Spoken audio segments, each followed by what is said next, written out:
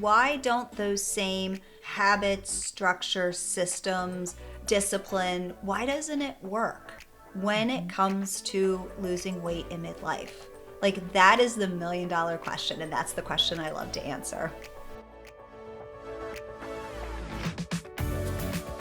Introducing The Vixen Voice, a podcast for ambitious women entrepreneurs ready to move into their feminine essence, live their truth, and unlock their full potential.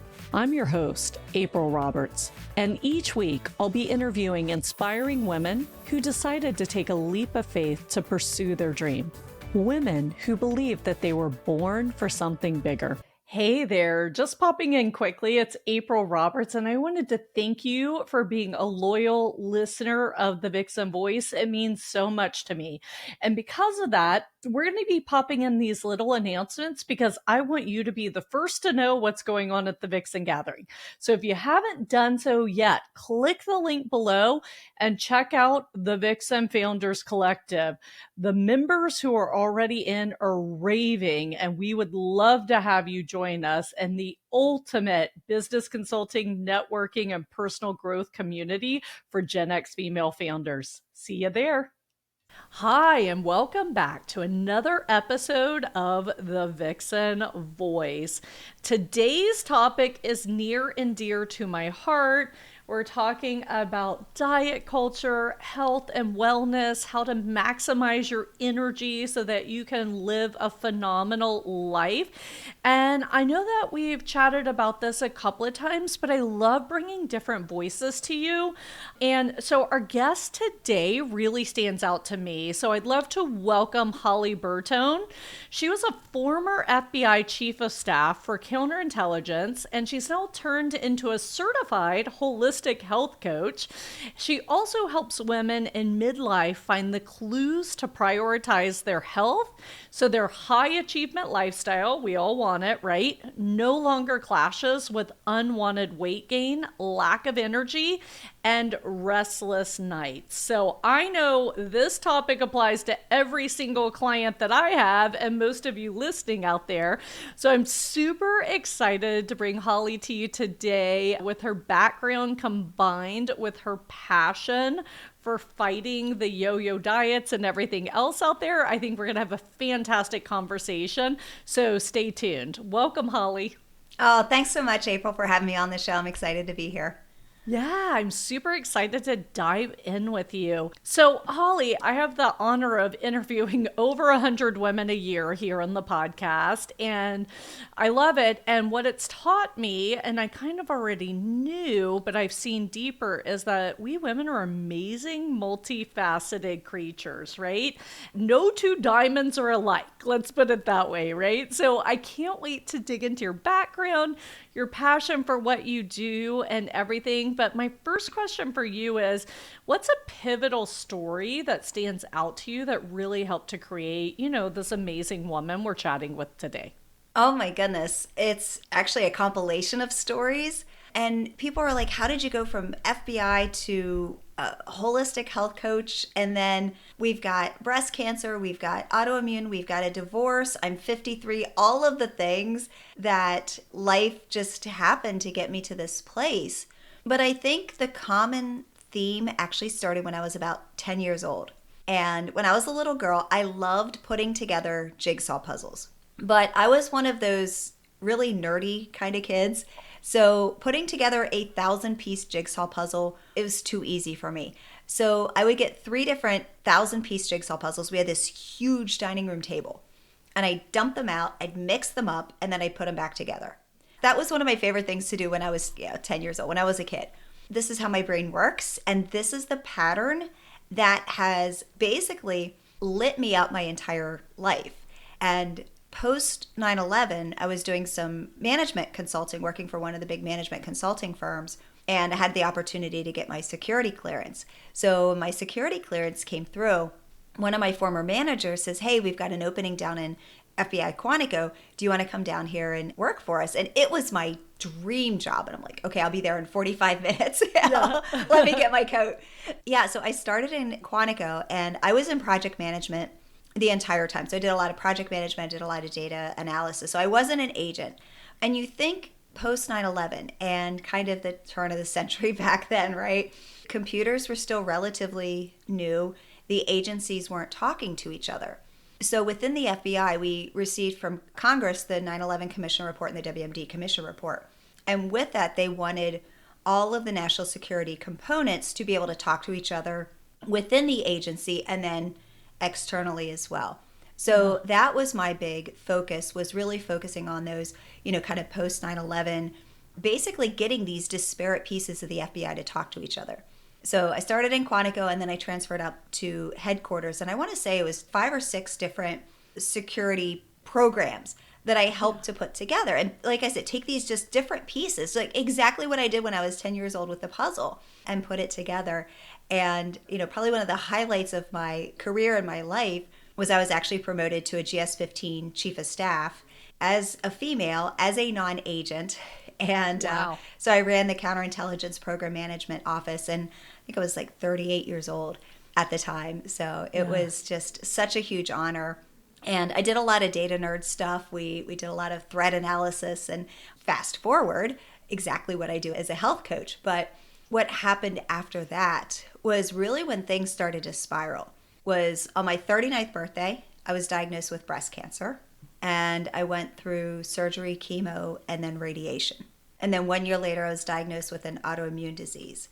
So the hits just kept coming, and my health just kept getting worse and worse and worse, to the point where I'm like, you know what? I just can't work there anymore. I physically can't. I just can't do it. Fast forward, I went through a time of really just marinating in my own misery and being in that place where life was just really dark. And then I realized, okay, I don't want to be here anymore. How do I get out of this?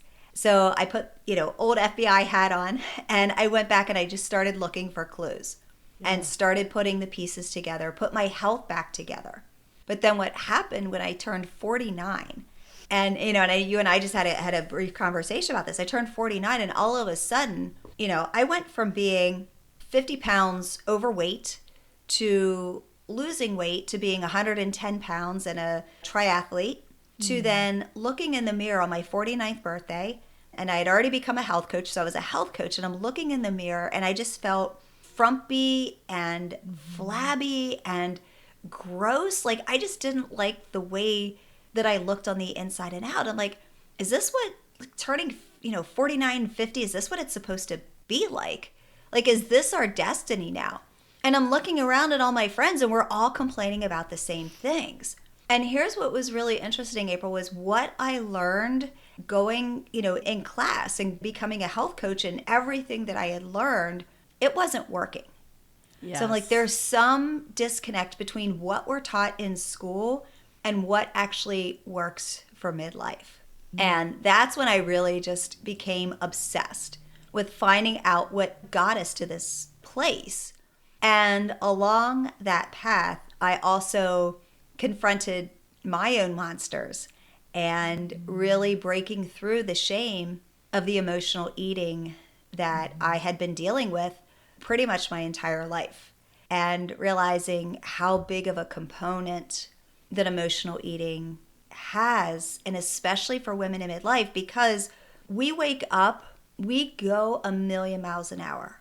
We wake up before our eyes even open up. We have this to-do list. It's a million miles long. And this to-do list is for everyone else. It's for our career. By the time we, hit our 40s or so, we're pretty much at the top of our career, or we're heading towards it, or, we're running our own business, or we're doing well in sales, or we've got, a management or executive level position, got a family, especially as we're getting older, becoming empty nesters, maybe getting divorced, all of the things. And we give and we give and we give and we give and we give everything to everyone else in our life. We just don't give to ourselves. And then when it comes to food, we're either eating the wrong things to fuel our body, we're starving ourselves thinking we need to lose weight, we're too busy, we just forget to eat, or we get to the place where we are tired, we are stressed, we're angry, we're bored, we're lonely, we're overwhelmed, we're all of the feelings, and we're just eating our emotions. So that's the piece of the puzzle that I absolutely love to work with women on, is getting to that root cause, trying to figure out what got us there, and then saying, okay, what are the steps that we need to take to get to the other side? I love that so much. And another time, I'm totally digging into your FBI background because I wanted to be a profiler once upon a time. And I'll share with you, I was on a podcast and the guy asked me, did you ever want to be in politics? I was like, no, but I would have been chief of staff all day long. Like, I'm just like, that's the person that knows all the things, right? Like, so I love that. But one time we'll have to have our tea off camera and chit chat about the FBI. But so much you dug into. And yes, I love that you go deep with your clients and solve the puzzle for them. I can very much relate to what you're talking about because most of my life, I was never a super fit person other than when I hiked the Grand Canyon and trained for that. Wow. Yeah, I know. Crazy, right? Like never fit, but then I did this. But I mean, I did have to train for it. And it was right after I got diagnosed with an autoimmune. So I cut out gluten and dairy of my diet and super clean diet. So I got like, tiny. I was like almost the same size I was in college at like age 36. And then after that, I was like, oh, let me just take a month off. And then of course you never get back to it. So it's just so crazy. And you're successful in all these other areas of your life, right? But I'd always managed to keep myself thin. Like I was always exercise for it. And then suddenly 4 or 5 years ago, it just started creeping and creeping. And then I moved to Nashville and I was a little more isolated away from my normal community. And I packed on 20 pounds in a year. And I'm like, okay, no big deal. You know how to deal with this. Like you've always dealt with this before because I do have propensity to gain weight, but I could always take it off quickly. And nothing worked. I would try this, I'd come down, and then I'd go back. And then I try the next thing. And then, of course, you mess yourself up because you're trying all these things to see what's going to succeed. And then it also hits your confidence because at first I was like, no big deal. I can handle this. Like, just treat it like a problem. Let's go. And I think that so many women are dealing with this. So thank you. I know this is what you do, but thank you for being vulnerable about looking at yourself in the mirror and saying, is this just how it is? Because number one, I think that is something in our culture that we have to counter. Like, oh, as you get older, you just gain weight. No, I don't have to accept that. And April, you brought up a really good point, is that so many women, when we look at how successful we are, we've reached these high levels of our career. We're high achieving women, successful. We got great families. We're pillars of the community. We're successful in everything that we do. So why don't those same habits, structure, systems, discipline, why doesn't it work when it comes to losing weight in midlife? That is the $1 million question. And that's the question I love to answer. Cool. I love it. So when you start working with a client, what does that look like? Oh my goodness. So often I really want to acknowledge how many times we gain weight, lose weight, gain weight, lose weight. It's just this constant yo-yo. And actually it's Kelly and Connor, they call it the emotional cycle of change. And really it's the first 3 phases. What it is you think about it from the perspective of you get so excited, whether it's January 1st, it's a Monday, I'm getting ready to turn, and it's always the year before a big number. So I'm getting ready to turn 44, 49, 39, 54, right? Or it's a vacation or a special occasion. I want to wear a dress. I'm embarrassed of my arms. There's some kind of catalyst that we're like, yes, I am going to do it. And we get excited. I mean, it is rocket fuel. And that's what they call the uninformed optimism. But that motivation, that hyper motivation, can't last 24/7. It's impossible to last 24/7. So what happens next? They call it informed pessimism. And I like to think of informed pessimism in that place where you're about a week or so in, you've eaten so much kale. I like to say that it starts to taste like the tears that you cried when you were in middle school and the crush that you had was dancing with someone else. That's the tears of kale. That's what that tastes like. And you're like, this really sucks. I really actually gave up Oreos and Reese's Cups and tacos for this. And it's not sustainable. Starving yourself is not sustainable. Which then it turns into the third one is the valley of despair. And this is where you're like, I can't do this. In the valley of despair, one of two things happen. Either number one, the thing that you're doing gets hard. So this is the spot where everyone quits because the thing that you're doing gets hard. You're cutting back so many calories that you're starving yourself, and then you're binging on food later and it's just not working. Or you have these unrealistic expectations of going to the gym every day, kind of this all or nothing, mentality. So either the thing that you're doing gets hard or a situation happens that makes the thing hard to do. So for example, and it doesn't even have to be a big thing, a rainy day. Your boss makes you work late. You get in an argument with your spouse. It doesn't even have to be anything monumental. But this thing happens and it's just enough to say, you know what? I'm just going to start on Monday. So it keeps us in this cycle. And the valley of despair is the exact spot where everyone quits because that is the easiest spot to quit. That is the easiest spot to say, you know what? My brain just wants to put me back to my old habits and we are going to go back there. And the diet industry wants to keep us there. In the United States alone, it is a $70 to $90 billion a year industry. And the diet industry has a 92% failure rate. Oh my gosh. Because, think about it, they want you to keep buying those protein shakes. They want you to keep buying those supplements. They keep wanting you to buy that program and buy all that food.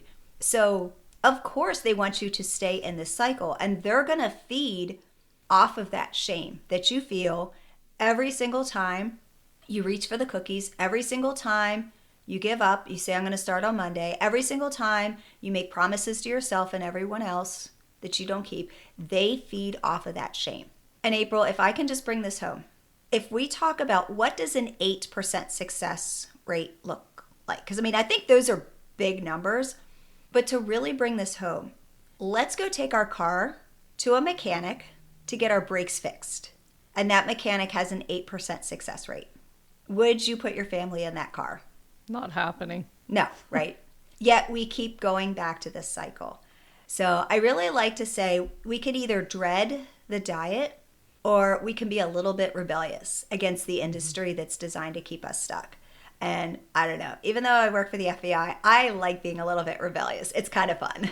Same. No, I love it. And I also think all these different diets and this back and forth, what it's essentially done, because I'm very spiritual and I do spiritual healing. And, I like to bless my food, be grateful to it, honor it, eat whole foods. But I feel like that relationship with food has been destroyed through all of this, right? So for me, the first step was, I love food. I love eating vegetables and fruits. I just need to restore my relationship with food, where the food in itself is not good or bad. It's just in what chemistry am I going to put it into my body, right? What combination? Yeah, exactly. And it's interesting, if we can just do a really quick aside, you talked about blessing your food. And aside from just kind of that spiritual or, religious connection at that moment, are you familiar with Dr. Amato's water experiments with the water crystals? Yes, I am. I love that book. So basically, he took water crystals, or he took water, and half of the water, he basically said thank you and love and gratitude and all of these kind, loving words. And the other half of the water, he said hateful, negative, mean words to the water. And then he looked at the water under a microscope. And the water that had the mean, hateful words, it was just really ugly and it was chaotic and the crystals just weren't even recognizable. But the water that had the, love and gratitude and joy and all of these wonderful, beautiful words, the crystals formed these absolutely beautiful shapes. And the interesting PS to this experiment is that he took water with the negative words and then he blessed it. And that water then turned into the beautiful crystals. Why this is important, our body is made of 60% water. Our cells, every single cell of our body is made of water. So when we eat food, when we drink water, it's going right to our cells, right to the energy source of our body. So why wouldn't we take that moment to bless it, regardless of your religion or faith or spiritual practice, whatever is in alignment, just bless it because it's going into your cells. And when you also think about it from that perspective, you're eating a bag of Doritos or, some Reese's cups and you're like, I'm blessing this. Is this really good for me? And it actually kind of gives you, a little bit of a pause like, I am putting this in my body. That's so funny because our spiritual teacher, like when we're there, he's like, oh, don't worry, I bless the donuts. You can eat them. And I'm like, yeah, I still don't eat donuts. Thank you, though. It's kind of like our joke, right? Yeah. So we can get into the Rocky framework if you want. Go for it. To answer your question from a few minutes ago. So I like to start going backwards first because, like I just said, we start from the concept of diet culture. We start from the concept of I have to count calories. I have to go to the gym every day. I have to, and I'm dreading and I'm dreading and I'm dreading. And when you have to and you dread, you're going to end up in that valley of despair because you're not going to want to sustain doing something that you dread. So we're going to go backwards. And I created this framework. I call it Rocky, after the best comeback movie of all time, the original 1976, and Karate Kid, you're number 2. It's okay. So it's an acronym ROCKY. So R is rear view mirror. And that's really where we're going to release those emotional eating triggers. And, and I'm a holistic health coach, but emotional eating is really my area of specialty. And we go deep here. And we go deep when we go deep fast. And in a safe environment, it's about releasing it in a place of forgiveness and not from a place of judgment. When this is done, when we can actually go back to become aware of those patterns. And I actually help my students and my clients put on FBI hat themselves because a lot of what I did in FBI counterintelligence was pattern analysis. So we go back in a safe container and we really start to look at the patterns that got us here. And there's multiple layers that we go through. And then for them to be able to release what has been holding them down with forgiveness, with compassion, with loving kindness to themselves. It's not letting the person off the hook, but it's showing up in a place of forgiveness to the other people, to the situation, and then most importantly to themselves. And I think that's the biggest place of forgiveness.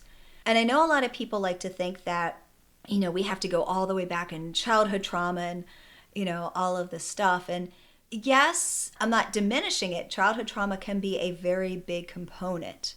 But what I found is that it's not the only component, that it is layers and layers and layers over 35, 40, 50 years of life that we just slowly start to peel back. And it's interesting what comes up, and it's always surrounding a lot of shame, regardless of the situation. There's a lot of shame, and there's a lot of needing to be valued. And those are two things that my students and clients get to. Number one is release that shame, and number two is to fill that void with a lot of value that they haven't felt in years.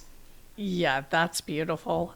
I do healing work, and I don't believe you always have to even dive deep into what it is. Sometimes you can just release, remove, forgive yourself, and go on. Yeah. So I love the work you're doing. It's it's very on point, and the world is shifting this way to be open to these things. So that's incredibly important. But yes, self-forgiveness should be a daily practice. Self-forgiveness and self-love, because it's not a clear trajectory forward. It's a few steps forward and a few steps back, just like I'm sure you have with your clients during this step. Yeah, 100%. And so O is what I call own your ship with a P, like a boat. I like to keep it G-rated. And this is really personal responsibility. This one is huge. And the first time I really learned about personal responsibility in this big of a scale was when I was first diagnosed with breast cancer. And I went to the surgeon's office. And at that point, I was 39 years old. I was 110 pounds. And I was a triathlete and a mountain bike racer. So it wasn't a woe is me, why is me, but it was how on earth did this happen? And she put her hand on my knee. And April, she told me, lightning struck. And I needed to hear those kind words at that moment in time, but it was actually the worst thing that a doctor could ever say, because it took all of the responsibility away from me and it just placed the blame on this disease. And I accepted that. I accepted that I was just an innocent bystander, that lightning just struck. And what I learned over the years is that disease doesn't just wake up one day, walk down the street, knock on your door, and say, oh, surprise, Holly, it's your unlucky day. It's years of lifestyle factors, eating, stress. I mean, just what you surround yourself with, toxic products. I mean, we can't pinpoint one specific thing, but it is years and lifestyle factors that contribute. I want to say it's up to 90% of chronic diseases. So things like cancer, heart disease, autoimmune disease, diabetes. It's not, 100% you live this clean and healthy, wholesome lifestyle, but you can minimize significantly.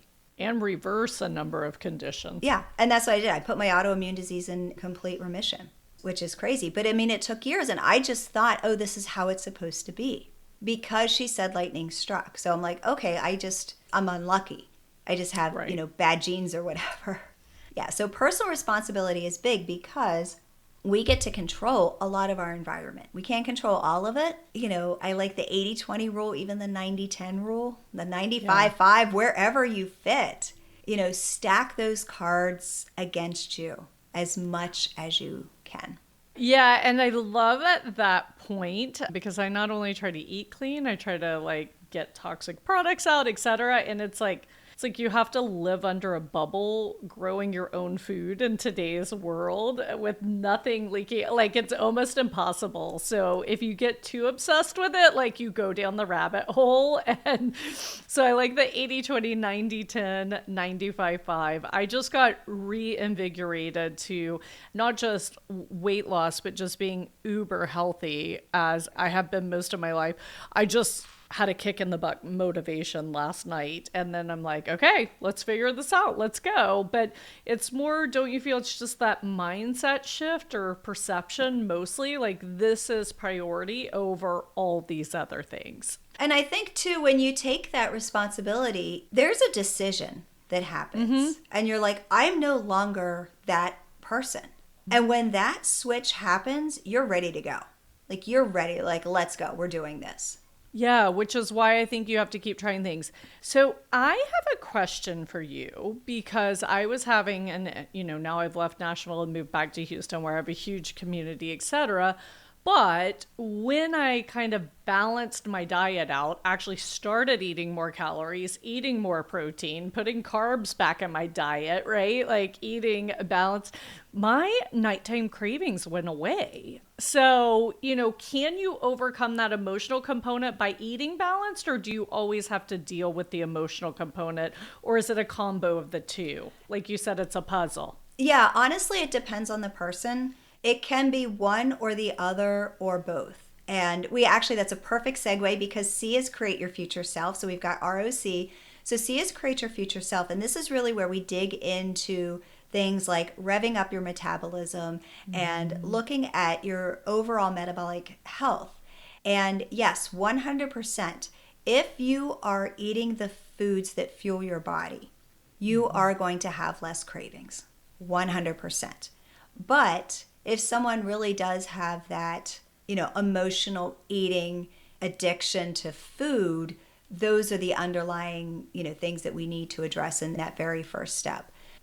Protein and fat have been demonized since the Framingham Heart Study and the work of Ansel Keys, and they have been completely debunked, yet we're still demonizing it for whatever reason. And especially after the age of 35, women have been found to be 50 grams deficient in protein a day. And that is a lot. And it's because a lot of the traditional science out there is saying you need to eat 1 gram of protein per kilogram of your ideal weight, when it should actually be 1 gram of protein per pound of your ideal weight. So the deficit is insane. And the more protein we can eat, It's going to give us that satiety, and it's going to balance our energy, balance our blood sugar, and really keep us full for hours. I mean, you think you have a salad, you get bloated and you're hungry an hour later, you're starving. You eat protein, you're like, I'm good for 3, 4, 5 hours. Well, and I'd love to dig into this a little bit more just because it blows my mind. So I am kind of watching macros right now. I'm on a plan. I like it just because it helps me balance out. And so I do have to get 140 grams of protein, which is my ideal body weight a day. And I do it. It's harder for me to get the carbs in because for so long I didn't eat carbs. So like wrapping my brain around good carbs, and it's just not a normal part of my diet.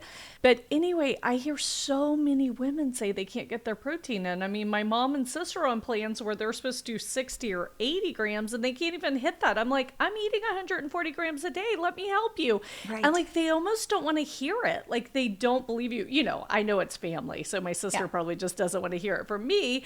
But do you see this a lot with women where it's just like, oh, this is impossible, and then just shut out when there's someone who's like, hey, I can help you, or it's doable? I'm curious. Well, we grew up in, the 80s and 90s diet culture where if we eat too much protein or if we lift weights, we're going to look like Arnold Schwarzenegger. I eat a lot of protein and I lift heavy weights. Do I look like Arnold Schwarzenegger? No. I'm 5'1", and yeah. So, but that's what we grew up with. That's what our moms told us. That's what everyone told us. So the protein, it's just this mindset that we have been carrying around with us for years, and it's hard to reverse that. Even we can hear it logically, but it's really hard to make that shift. And you were talking about the macros, and and that's the other confusing part too, because everyone's like, well, do I count calories? Do I count macros? And all of these things. Well, I personally believe in individualized wellness, and that there's not one size fits all, which is why it's so confusing, why you're like, okay, well, I'm following this exact plan that someone told me to do, and it's working for my friend, it's working for my sister, but it's not working for me. But I mean, it really depends on how adapted you are, what you currently weigh, what you want to weigh, how active you are, how old you are, a bunch of different factors. The one constant, though, that I do see is that in midlife, especially as women, we do need to up that protein. Yeah. Carbs are going to be, up or down depending on where you're at in your weight loss journey. And fat's always the wild card. Sometimes you're going to want more fat in your diet. Sometimes you're going to want less fat.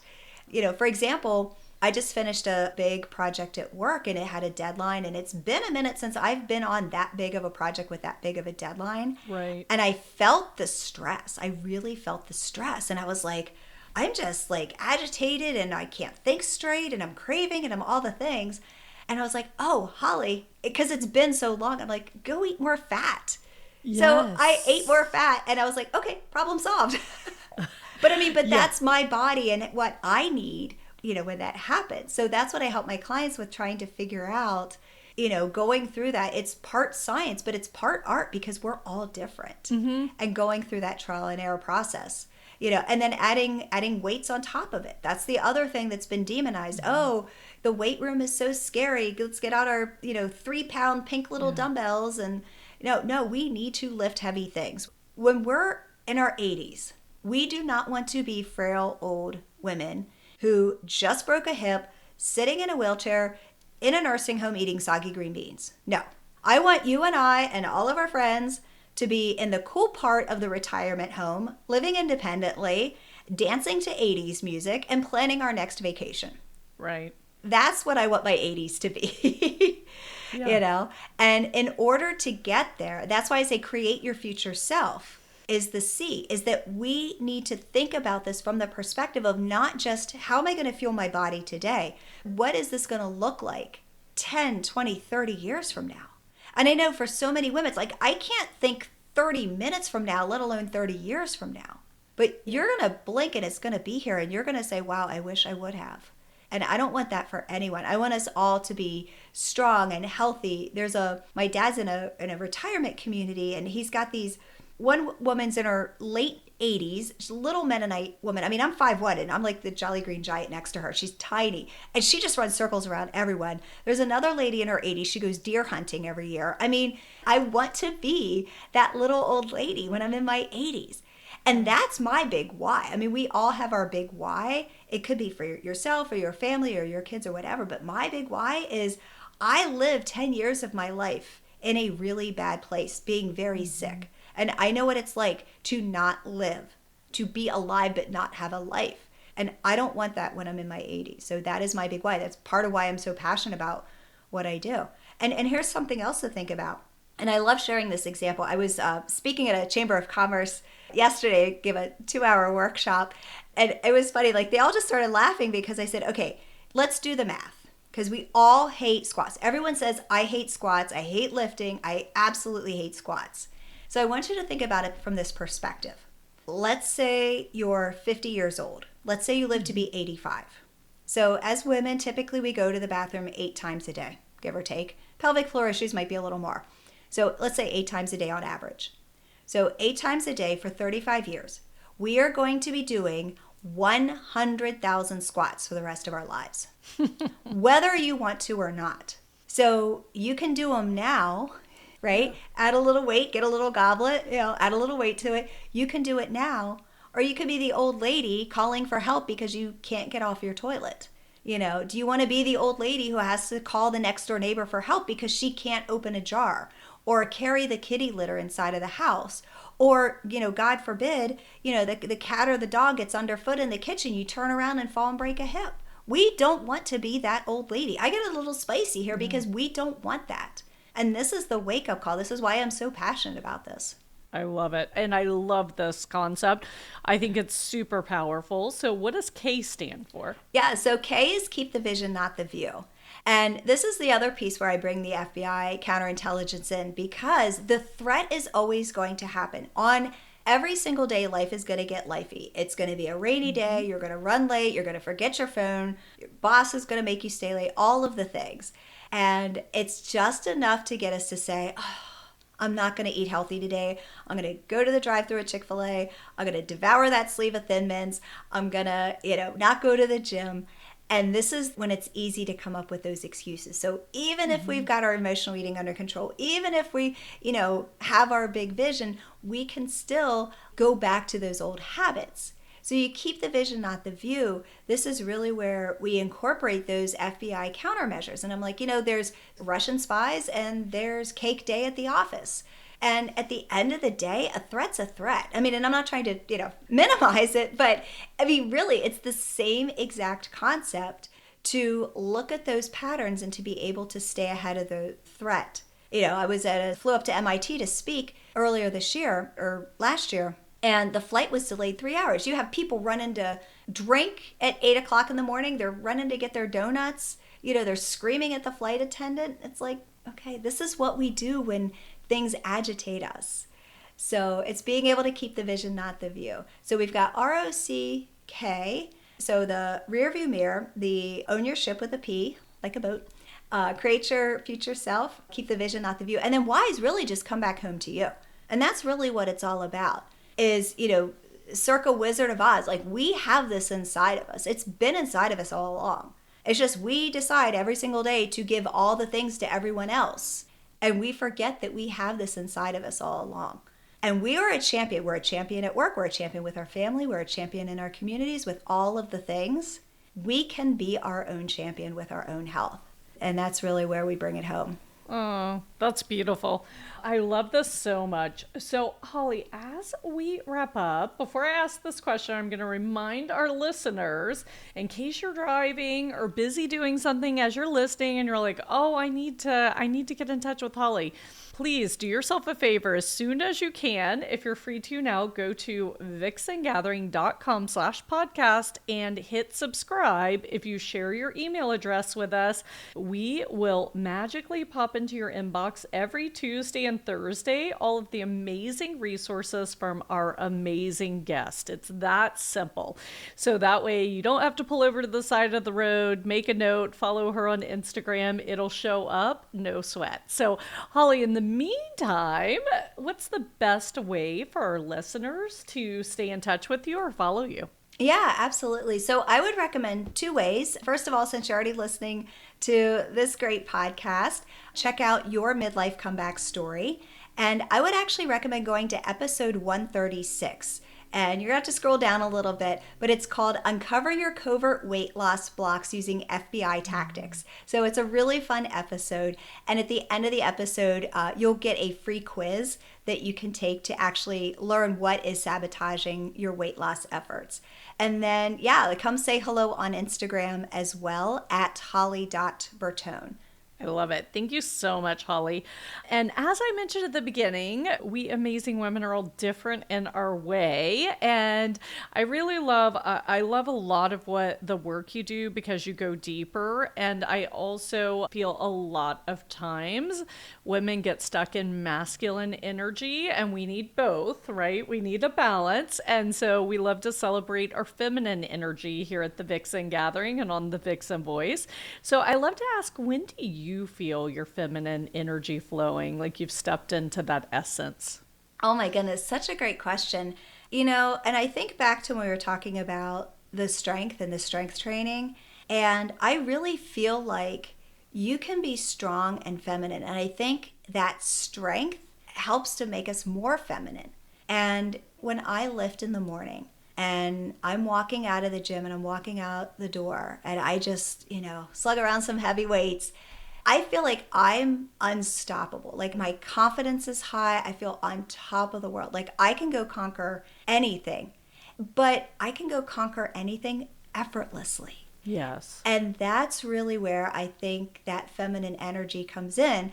I just went and I got strong. I slugged around a bunch of heavy weights. And now I'm like walking out and I'm going to go get a shower and put on makeup and, be pretty and do my thing. Yeah. But I'm like, that gives us that inner strength and that inner just magnetic kind of confidence that, that we can just take with us all day long. I love it. It's beautiful. And what color is your feminine energy? Oh my goodness. I don't know if I've ever been asked that. The first color that came to mind was purple. So I don't know if that's a right or wrong answer, but that's the first answer that came to mind. We're going with the intuitive answer. Thank you so much. So Holly, as we wrap up, do you have any final message for everyone listening out there? I think so often we feel like I failed so many times. I don't want to start over. I'm too old. Just do it. Just make a decision and start taking those steps and everything's going to fall into place.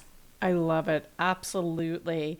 And everyone who's tuning in, as you know, I always say the world needs a little more love. This week after this episode, I want to challenge you. How can you infuse love into your relationship with food? How can you learn to love food and the beautiful things it does for your body? Maybe it's like eating in silence, eating slowly, blessing your food, preparing a meal, having a beautiful meal with family members, but really just bringing joy back into the equation and love. Thank you for listening. And Holly, thank you for being an amazing guest. Thanks for having me. Yes, I loved it. So for everyone out there, I'll talk to you soon. Thanks again for listening to the podcast. If you enjoyed today's episode, be sure to hit subscribe so future episodes are automatically downloaded directly to your device. And if you want access to today's show notes, including links to all the resources we mentioned, visit vixengathering.com/podcast. Thanks again for listening, and I'll catch you next week for another episode of The Vixen Voice.